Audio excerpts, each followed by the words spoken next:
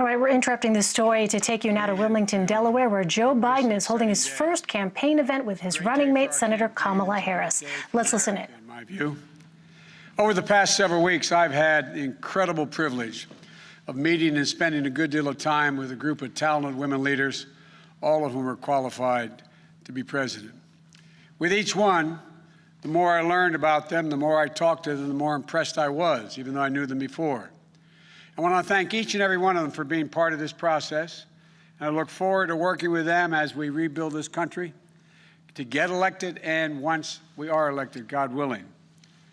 I approach this with a seriousness of purpose and of mind because this is a serious moment for our nation. We're at one of those inflection points. You've heard me say that before in our history. A life-changing election for this nation. And the choice we make this November is going to decide the future of America for a very, very long time. And I had a great choice, great opportunities. I had a great choice, but I have no doubt that I picked the right person to join me as the next Vice President of the United States of America, and that's Senator Kamala Harris. You know, and it seems Americans all across this nation, at least at the outset here, agree with me. Yesterday, we had our best grassroots fundraising day of the campaign, more than double our previous record. And in doing so, we set a single-day record for online political fundraising. And I think I know why. So I hope that you'll join us as well, those of you who listen today. Go to joebiden.com today. $5, $10, whatever. Kamala, as you all know, is smart. She's tough. She's experienced. She's a proven fighter for the backbone of this country, the middle class, for all those who are struggling to get into the middle class. Kamala knows how to govern. She knows how to make the hard calls. She's ready to do this job on day one. And we're both ready to get to work rebuilding this nation and building it better. As Attorney General of the largest state in the country, Kamala took on the big banks over mortgage fraud and won, took on big oil when it wanted to pollute without consequences. She was a pioneer in marriage equality and tackled the gun lobby. You know, we've all watched her in the United States Senate go toe-to-toe with Trump officials, trying to hide the truth, asking the tough questions needed to be asked, and not stopping until she got an answer. And when none was forthcoming, it was obvious what the answer was.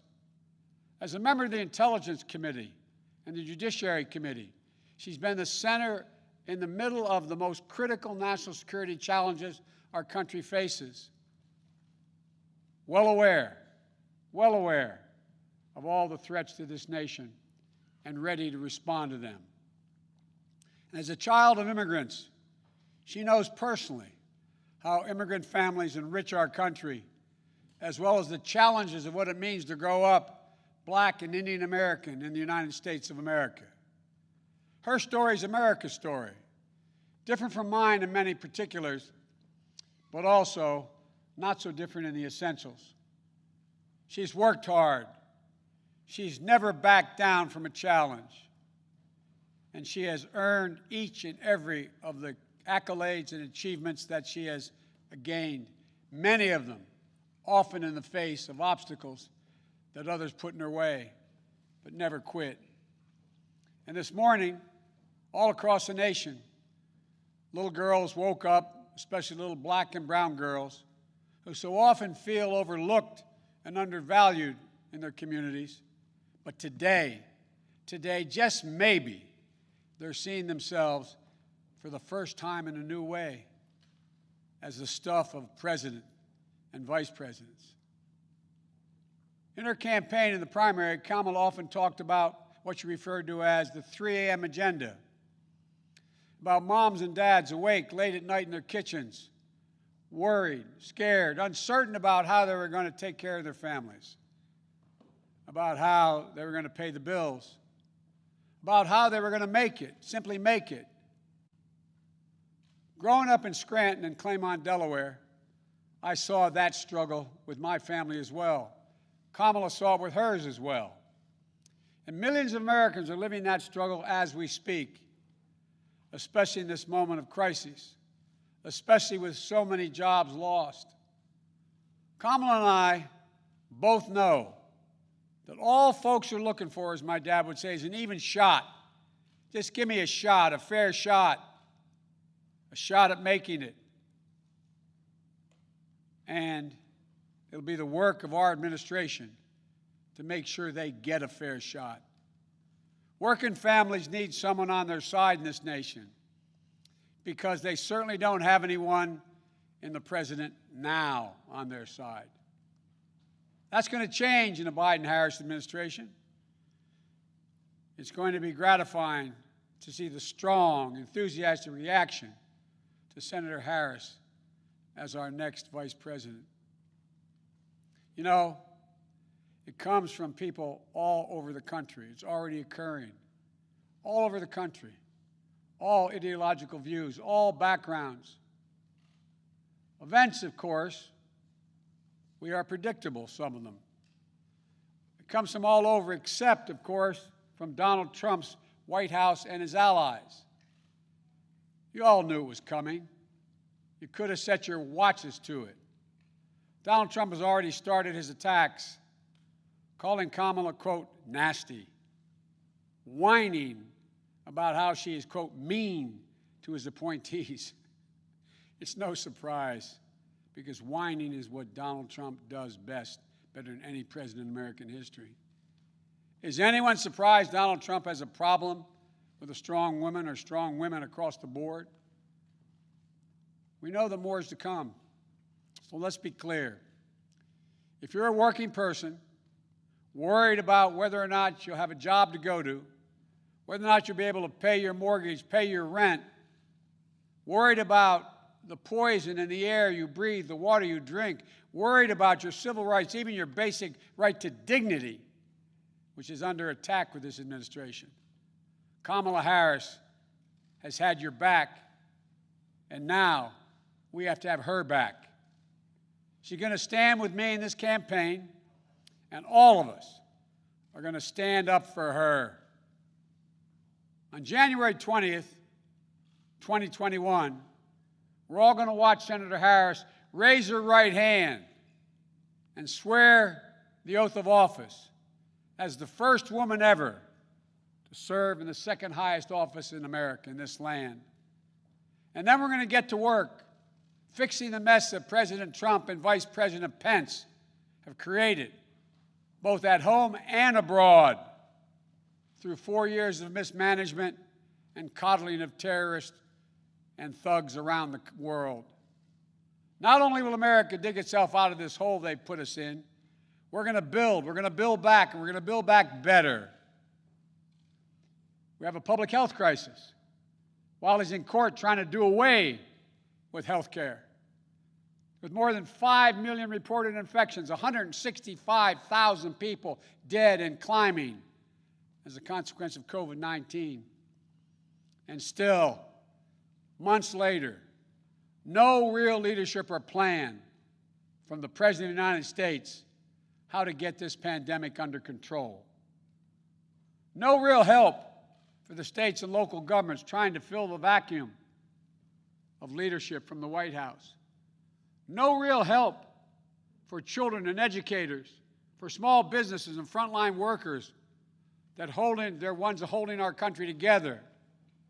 Instead, he's issuing executive orders and making promises that in the end will defund the Social Security system while insisting that this virus will disappear.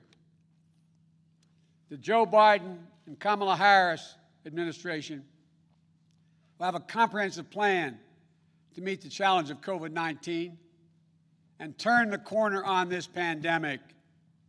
Masking, clear science-based guidance, dramatically scaling up testing, getting states and local governments the resources they need to open the schools and businesses safely. We can do this. We just need a president and a vice president willing to lead and take responsibility. Not as this president says, it's not my fault. The governor should thank me more. As that old saying goes, give me a break. We have an economic crisis with more than 16 million Americans, 16 million still out of work. Donald Trump is on track to break another record, on track to leave office with the worst jobs record of any American president in modern history. But instead of doing the hard work of meeting face-to-face with congressional leaders, Democrats and Republicans in the White House, like every other president has done in a crisis, to get Americans the relief they need and deserve, Donald Trump is on the golf course. If I told you this 3 years ago, you'd look at me like I was being crazy. He hasn't even met with the leadership. He doesn't have time, it appears. We have a climate crisis that Donald Trump refuses to even acknowledge. When he thinks about climate change, all we hear is the word hoax. The Biden-Harris administration is going to meet the climate crisis, protect the health of the American public. And along the way, we're going to deliver one word: jobs, good paying jobs. We have a racial justice crisis. Donald Trump seeks only to inflame it with his politics of racist rhetoric and appeals to division. You know, today is not only the day I'm proud to introduce Senator Kamala Harris as the vice presidential nominee of the Democratic Party. It's also the 3rd anniversary of that terrible day in Charlottesville. Remember what it felt like to see those neo-Nazis? Close your eyes. And those Klansmen, white supremacists, coming out of fields, carrying lighted torches, faces contorted, bulging, veins, pouring into the streets of a historic American city, spewing the same anti-Semitic bile we heard in Hitler's Germany in the 30s. Remember how it felt to see a violent clash ensue between those celebrating hate and those standing against it? It was a wake-up call for all of us as a country. For me, it was a call to action. My father used to say, silence is complicity, not original to him, but he believed it. At that moment, I knew I couldn't stand by and let Donald Trump, a man who went on to say, when asked about what he thought, he said there were very fine people on both sides. Quote, very fine people on both sides. No president of the United States of America has ever said anything like that. See him continue to attack everything that makes America, America. I knew we were in the battle for the soul of the nation. That's when I decided to run. And I'm proud now to have Senator Harris at my side in that battle because she shares with the same intensity I do. For she's someone who knows what's at stake. The question is, for all Americans to answer, who are we as a nation? What do we stand for? And most importantly, what do we want to be? You know, someone who knows that the future of this country is limited only by the barriers we place on our own imaginations, because there's nothing Americans cannot achieve when we put our minds to it, and we do it together. One of the reasons I chose Kamala is because we both believe that we can define America simply in one word: possibilities. Possibilities. Let me say it again. Possibilities. That's America. That's what sets this nation apart. Is that everyone, the ability for everyone, and we mean everyone, to go as far and dream as big as hard work and their God-given ability will take them.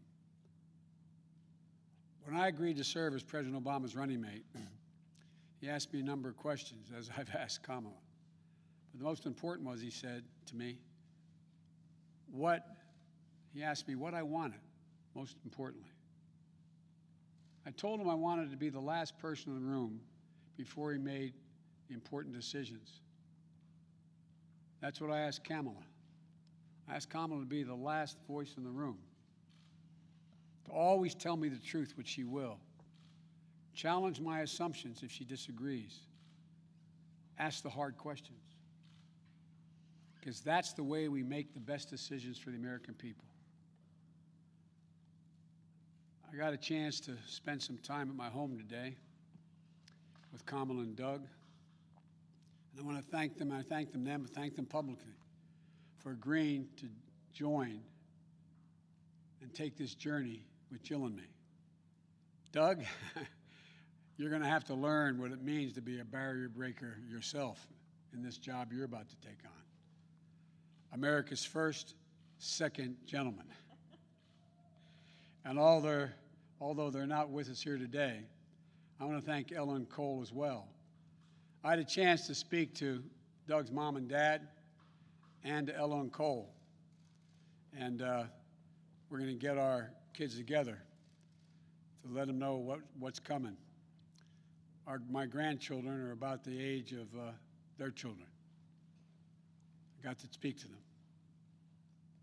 My campaign has always been a family affair, every campaign I've run.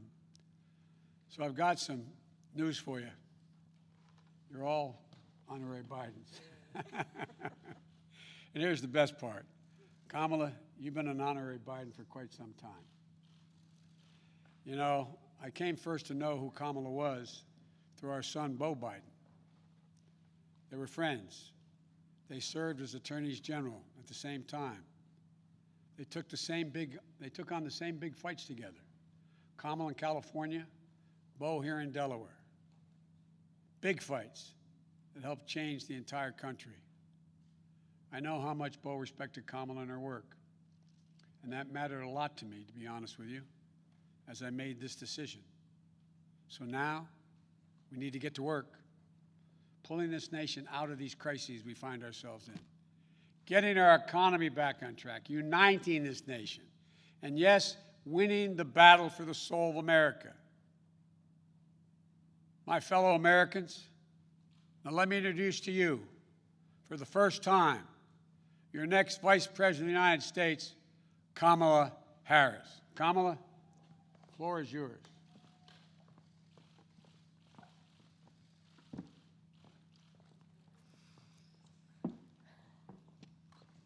What do you want?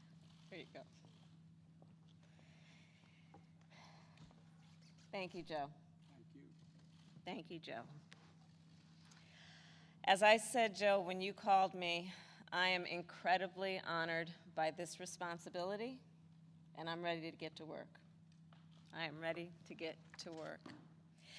After the most competitive primary in history, the country received a resounding message that Joe was the person to lead us forward. And Joe, I'm so proud to stand with you. And I do so mindful of all the heroic and ambitious women before me, whose sacrifice, determination, and resilience makes my presence here today even possible. This is a moment of real consequence for America. Everything we care about, our economy, our health, our children, the kind of country we live in, it's all on the line. We're reeling from the worst public health crisis in a century. The president's mismanagement of the pandemic has plunged us into the worst economic crisis since the Great Depression. And we're experiencing a moral reckoning with racism and systemic injustice that has brought a new coalition of conscience to the streets of our country, demanding change. America is crying out for leadership. Yet we have a president who cares more about himself than the people who elected him. A president who is making every challenge we face even more difficult to solve. But here's the good news. We don't have to accept the failed government of Donald Trump and Mike Pence. In just 83 days, we have a chance to choose a better future for our country. So, Joe, Dr. Biden, thank you for the trust you've placed in me. Jill, I know you will be an incredible First Lady. And my husband Doug and I are so grateful to become a part of your extended family. And ever since I received Joe's call, I've been thinking, yes, about the first Biden that I really came to know, and that, of course, is Joe's beloved son, one of his beloved sons, Beau. In the midst of the Great Recession, Beau and I spoke on the phone practically every day, sometimes multiple times a day, working together to win back billions of dollars for homeowners from the big banks of the nation that were foreclosing on people's homes. And let me just tell you about Beau Biden. I learned quickly that Beau was the kind of guy who inspired people to be a better version of themselves. He really was the best of us. And when I would ask him, where'd you get that? Where did this come from? He'd always talk about his dad. And I will tell you, the love that they shared was incredible to watch. It was the most beautiful display of the love between a father and a son. And Beau talked about how Joe would spend 4 hours every day riding the rails back and forth from Wilmington to Washington so he could make breakfast for his kids in the morning and make it home in time to tuck them in bed each night. All of this so two little boys who had just lost their mom and their sister in a tragic accident would know that the world was still turning. And that's how I came to know Joe. He's someone whose first response when things get tough is never to think about himself, but to care for everyone else. He's someone who never asks, why is this happening to me? And instead asks, what can I do to make life better for you? His empathy, his compassion, his sense of duty to care for others is why I am so proud to be on this ticket. And Joe and I, yes, we are cut from the same cloth. Family is everything to me too. And I cannot wait for America to get to know my husband Doug and our amazing kids Cole and Ella. Because whether I'm cheering in the bleachers at a swim meet, or setting up a college room dorm, or helping my goddaughter prepare for her school debate, or building Legos with my godson, or hugging my two baby nieces, or cooking dinner, Sunday dinner, my family means everything to me. And I've had a lot of titles over my career, and certainly vice president will be great. But Mamala will always be the one that means the most. And you know, my mother and father, they came from opposite sides of the world to arrive in America. One from India and the other from Jamaica, in search of a world-class education. But what brought them together was the civil rights movement of the 1960s. And that's how they met, as students in the streets of Oakland, marching and shouting for this thing called justice, in a struggle that continues today. And I was part of it. My parents would bring me to protests strapped tightly in my stroller. And my mother, Shamala, raised my sister Maya and me to believe that it was up to us and every generation of Americans to keep on marching. She'd tell us, Don't sit around and complain about things. Do something. So I did something. I devoted my life to making real the words carved in the United States Supreme Court, equal justice under law. And 30 years ago, I stood before a judge for the first time, breathed deep, and uttered the phrase that would truly guide my career and the rest of my career. Kamala Harris for the people. The people, that's who I represented as district attorney, fighting on behalf of victims who needed help. The people, that's who I fought for as California's Attorney General, when I took on transnational criminal organizations who traffic in guns and drugs and human beings.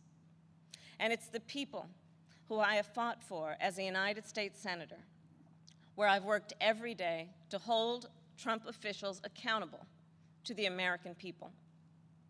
And the people are who Joe and I will fight for every day in the White House. And let me tell you, as somebody who has presented my fair share of arguments in court, the case against Donald Trump and Mike Pence is open and shut. Just look where they've gotten us. More than 16 million out of work. Millions of kids who cannot go back to school. A crisis of poverty, of homelessness, afflicting Black, brown, and indigenous people the most. A crisis of hunger, afflicting 1 in 5 mothers who have children that are hungry.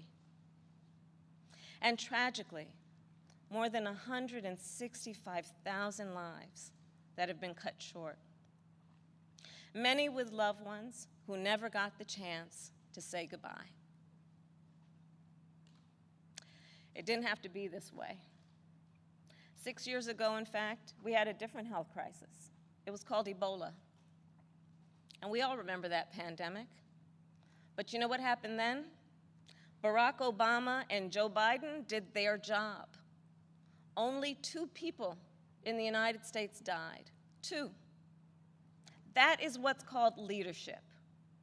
But compare that to the moment we find ourselves in now. When other countries are following the science, Trump pushed miracle cures he saw on Fox News. While other countries were flattening the curve, he said the virus would just, poof, go away. Quote, like a miracle. So when other countries opened back up for business, what did we do? We had to shut down again. This virus has impacted almost every country. But there's a reason it has hit America worse than any other advanced nation. It's because of Trump's failure to take it seriously from the start. His refusal to get testing up and running.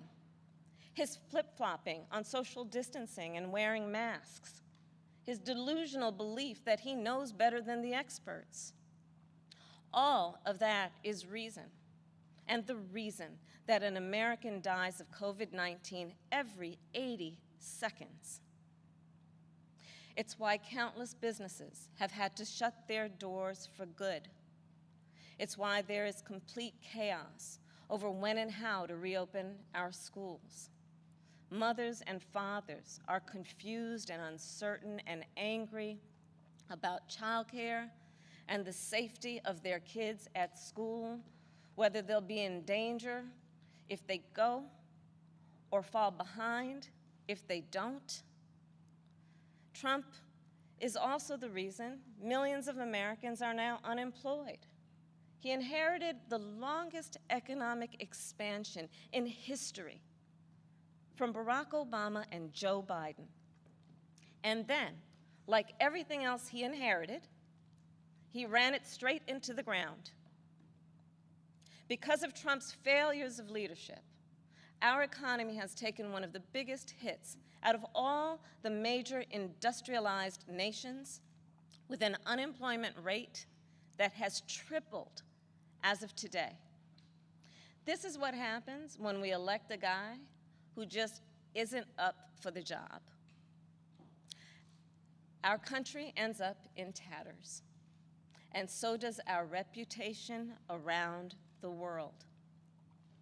But let's be clear, this election isn't just about defeating Donald Trump or Mike Pence. It's about building this country back better. And that's exactly what Joe and I will do. We'll create millions of jobs and fight climate change through a clean energy revolution. Bring back critical supply chains so the future is made in America. Build on the Affordable Care Act so everyone has the peace of mind that comes with health insurance. And finally, offer caregivers the dignity, the respect, and the pay they deserve. We'll protect a woman's right to make her own decisions about her own body, root out systemic racism in our justice system, and pass a new Voting Rights Act, a John Lewis Voting Rights Act, that will ensure every voice is heard and every voice is counted. The civil rights struggle is nothing new to Joe. It's why he got into public service. It's why he helped reauthorize the Voting Rights Act and restore unemployment discrimination and employment discrimination laws. And today, he takes his place in the ongoing story of America's march toward equality and justice as the only who has served alongside the first black president and has chosen the first black woman as his running mate. But as Joe always points out, this election is about more than politics. It's about who we are as a country. And I'll admit, over the past 4 years, there have been moments when I have truly worried about our future. But whenever I think that there is a reason for doubt, whenever I've had my own doubts, I think of you, the American people, the doctors and nurses and frontline workers who are risking your lives to save others, the truck drivers and the workers in grocery stores, in factories, in farms, working there, putting your own safety on the line to help us get through this pandemic, the women and students taking to the streets in unprecedented numbers, the dreamers and immigrants who know that families belong together, the LGBTQ Americans who know that love is love, people of every age and color and creed who are finally declaring in one voice that yes, Black lives matter. All across this country, a whole new generation of children is growing up hearing the cries for justice and the chants of hope on which I was raised, some strapped into strollers of their own. And trust me, it's a song you'll never forget. So to everyone keeping up the fight, you are doing something. You are doing something great. You are the heroes of our time. And you are the reason I know we are going to bring our country closer to realizing its great promise. But to do it, we'll need to work, organize, and vote like never before, because we need more than a victory on November 3rd. We need a mandate that proves that the past few years do not represent who we are or who we aspire to be. Joe likes to say that character is on the ballot, and it's true. When he saw what happened in Charlottesville 3 years ago today, he knew we were in a battle for the soul of our nation. And together with your help, that's a battle we will win. Earlier this year, I said I'd do whatever Joe asked me to do. And so now I'm asking you to do the same. So visit joebiden.com to get involved in this campaign and vote, because electing Joe Biden is just the start of the work ahead of us. And I couldn't be prouder to be by his side, running to represent you, the people. Thank you, and may God bless the United States of America. Thank you.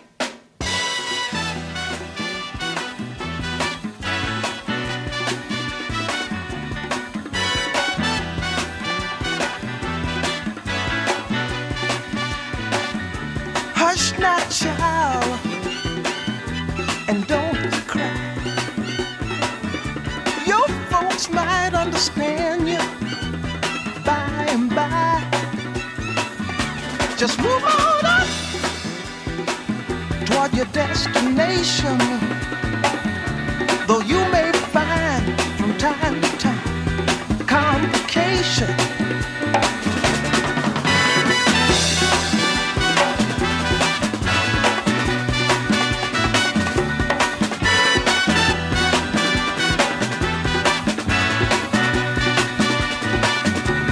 Bite your lip and take the trip. Though there may be wet road ahead and you cannot sleep.